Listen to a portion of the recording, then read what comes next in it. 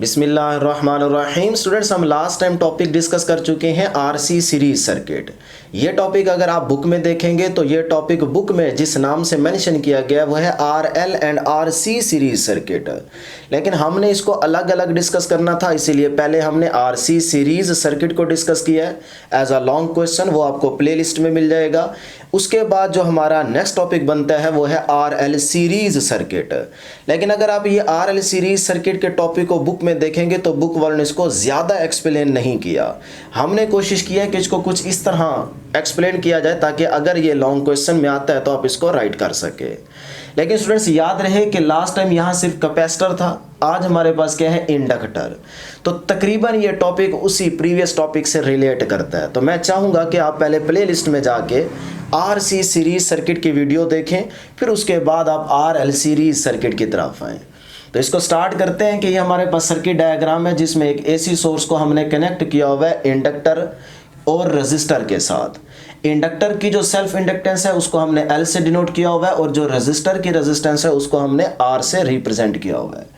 अब स्टूडेंट्स इसी चीज़ को हमने यहाँ वर्डिंग में मेंशन किया है कि a circuit in which N alternating voltage source is connected in series with register and inductor. तो ये हमारे पास इंडक्टर है, ये रजिस्टर है, इन दोनों के साथ ये एसी सोर्स कनेक्ट किया गया और देख सकते हैं कि ये दोनों सीरीज में कनेक्ट किए गए। अब स्टूडेंट्स यो हमारे पास अल्टरनेटिंग अगर सोर्स है तो फिर ये भी हम जानते हैं कि अल्टरनेटिंग सोर्स के लिए जो हम वोल्टेज की वैल्यू यूज़ करते हैं वो क्या होती है, आरएमएस। तो हम आरएमएस वैल्यू यूज़ करते हैं। तो इधर जो हमारे पास वोल्टेज होगी वो क्या होगी, वीआरएमएस। उसकी वजह से सर्किट में जो करंट होगा वो होगा आईआरएमएस। ठीक है। अब इस इंडक्टर के अक्रॉस जो वोल्टेज का ड्रॉप होगा वो हमारे पास क्या होगा, VL, और इसी तरह से रजिस्टर के अक्रॉस जो वोल्टेज का ड्रॉप होगा वो क्या होगा, VR। अब ये VR किसके इक्वल होगा और VL किसके इक्वल होगा, इनकी इक्वेशंस हमने यहाँ पे राइट किए हैं according to Ohm's law. VR is equal to IRMS into R, equation 1। ये हमारे पास रजिस्टर के अक्रॉस वोल्टेज की इक्वेशन है। इसी तरह से इंडक्टर के अक्रॉस जो वोल्टेज की इक्वेशन होगी वो होगी IRMS इंटू XL। ये XL बेसिकली इंडक्टर की रिएक्टेंस है और XL ओमेगा L के इक्वल होता है। तो इस तरह से भी इस इक्वेशन 2 को राइट किया जा सकता है। अब स्टूडेंट्स आपने एक चीज़ याद रखी हुई है, हर टॉपिक में मैं बार बार बताता आ रहा हूँ कि इस पूरे चैप्टर में जो हमारा मेन टारगेट है वो क्या है, to find the relationship between the voltage and current. तो आज भी इधर हमारे पास ये जो topic RL series circuit discuss किया जा रहा है, यहाँ पे भी हमारा जो मेन टारगेट है वो यही है कि हमने वोल्टेज और करंट, VRMS और IRMS के बिटवीन रिलेशनशिप को डिस्कस करना है। ठीक है जी। तो उसके लिए स्टूडेंट्स आपने एक चीज़ याद रखी हुई है प्रीवियस टॉपिक में कि अगर हम रजिस्टर का अलग केस डिस्कस करें, AC थ्रू आर रजिस्टर, तो उसमें हमने वेक्टर फॉर्म में वोल्टेज और करंट का रिलेशन कुछ इस तरह का देखा था। मैं चाहूँगा कि आप पहले प्लेलिस्ट में जाके AC through R resistor and AC through and inductor की भी वीडियो देखें ताकि आपको जो है यहाँ पे अच्छा कॉन्सेप्ट जो है वो क्लियर हो जाए। तो AC थ्रू आर रजिस्टर में हमने इस तरह से वोल्टेज और करंट के बिटवीन रिलेशन देखा था, वो इन फेज आ रहा था। और उसके बाद अगर हम AC थ्रू एन इंडक्टर की बात करें जो कि प्रीवियस टॉपिक हम डिस्कस कर चुके हैं, उसमें जो हमारे पास वेक्टर फॉर्म थी, मींस के वोल्टेज और करंट के बिटवीन जो रिलेशन था वो कुछ इस तरह का था कि वोल्टेज लीड करती है किससे, इंडक्टर से। अगर आपने वो वर्ड याद किया हुआ है सिविल का तो आप उसमें भी देख सकते हैं CIVIL। तो यहाँ पे ये लास्ट 3 डिजिट देखें, वोल्टेज पहले आ रहा है इंडक्टर के केस में तो वोल्टेज लीड करेगी और करंट क्या करेगा, लैग करेगा। कितने फेज पे जी, 90 के फेज पे। तो इस तरह से हमारे पास इंडक्टर के केस में वोल्टेज और करंट का रिलेशन था। अब स्टूडेंट्स आज के टॉपिक में गौर करें कि इंडक्टर और रजिस्टर दोनों सीरीज में कनेक्ट किए गए और वो दोनों एक अल्टरनेटिंग सोर्स से सीरीज में कनेक्ट किए गए हैं। तो यहाँ पे जो हमारे पास वोल्टेज और करंट का रिलेशन होगा वो अगर इन दोनों को मैं ऐड कर दूं, सम कर दूं, तो वो हमारे पास जो रिलेशन आएगा वो इस सर्किट का रिलेशन होगा वोल्टेज और करंट के बिटवीन। तो उसको हम कैसे ड्रॉ करेंगे कि इन रिलेशंस को अलग अलग को हम कंबाइन कर देंगे, ऐड कर देंगे। तो कैसे ऐड करेंगे, लास्ट टाइम भी हमने इसी तरह से किया था। तो स्टूडेंट सबसे पहले रजिस्टर के केस में देखें वोल्टेज और करंट हॉरिजॉन्टल है, तो मैंने ये रजिस्टर के अक्रॉस वोल्टेज ले ली और रजिस्टर के अक्रॉस ये करंट ले लिया।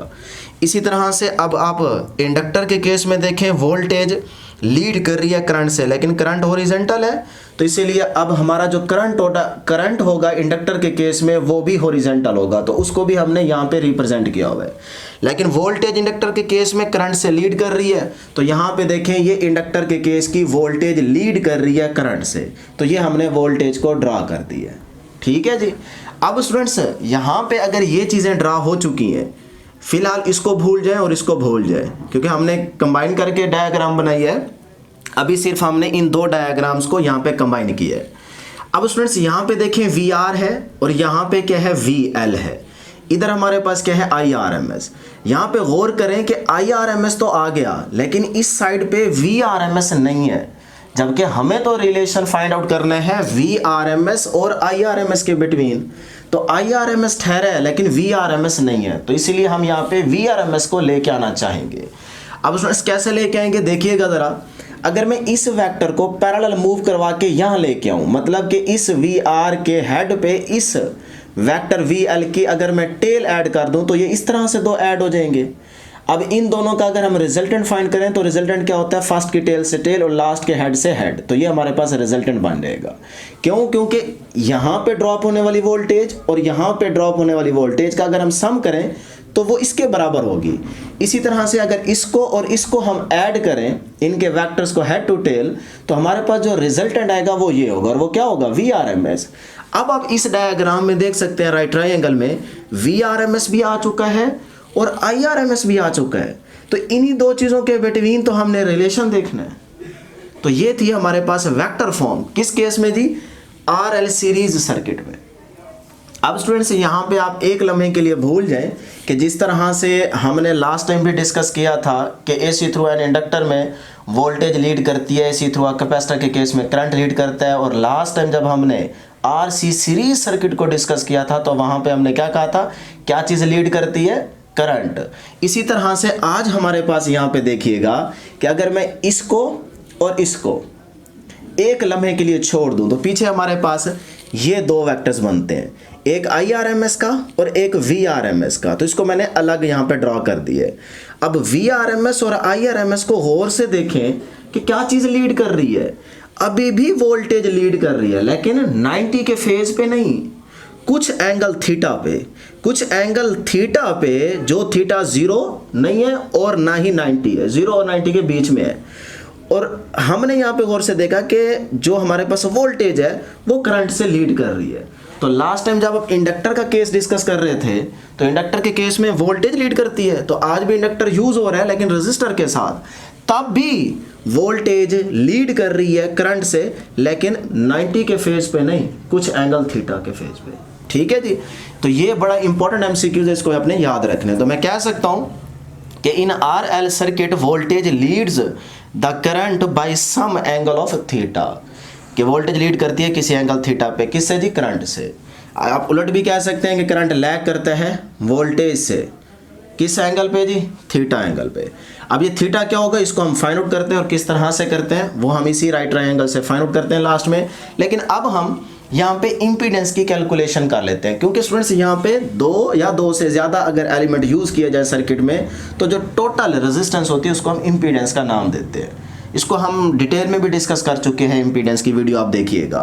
तो यहाँ पे दो चीज़ें यूज़ हो रही हैं, तो इसीलिए हम इम्पीडेंस को डिस्कस करेंगे। तो इम्पीडेंस कैसे कैलकुलेट करेंगे, इसी राइट ट्रायंगल को मैं यूज़ करूँगा। यहाँ पे आप देख सकते हैं कि हमारे पास एंगल क्या आ रहा है, थीटा। तो थीटा के सामने क्या होगा, परपेंडिकुलर, और ये क्या होगा, बेस। तो इसीलिए मैं यहाँ पे पाइथागोरियन थ्योरम अप्लाई करूँगा, हाइपोटेन्यूज का square is equal to base square plus perpendicular square. अब स्टूडेंट्स हाइपोटेन्यूज यहाँ पे देखें क्या है, VRMS, बेस क्या है, VR, ये हमारे पास, और परपेंडिकुलर का नाम क्या है जी, VL, तो ये भी क्या होगा, VL होगा। तो ये VL का स्क्वायर आ जाएगा। अब उसमें दोनों साइड्स पे आप स्क्वायर रूट ले लें तो ये स्क्वायर रूट से कैंसिल हो जाएगा। VR किसके इक्वल है, IRMS इंटू R, हमने यहाँ पे लिखा हुआ है, ये यहाँ पे इक्वेशन 1 में। और VL किसके इक्वल है, IRMS इंटू XL होल का स्क्वायर। अब स्टूडेंट्स यहाँ पे देखें IRMS है, यहाँ पे भी IRMS है, तो IRMS का स्क्वायर वो अगर हम अंडर रूट से बाहर लेना चाहें तो स्क्वायर अंडर रूट से कैंसिल हो जाएगा, तो IRMS बाहर आ जाएगा और अंदर रहेगा R स्क्वायर यहाँ से और यहाँ से XL स्क्वायर, तो वो IRMS इस VRMS के नीचे आके डिवाइड हो जाएगा।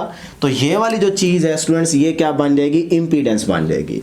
तो VRMS ओवर IRMS क्या होता है, इम्पीडेंस Z होता है, और ये वैसे का वैसे। तो ये हमारे पास इम्पीडेंस का मैथमेटिकल रिलेशन आ गया या इक्वेशन आ गई है। अब इस इक्वेशन को गौर से अगर आप देखें तो यहाँ पे भी पाइथागोरियन थ्योरम अप्लाई हो रहा है एक तरह से।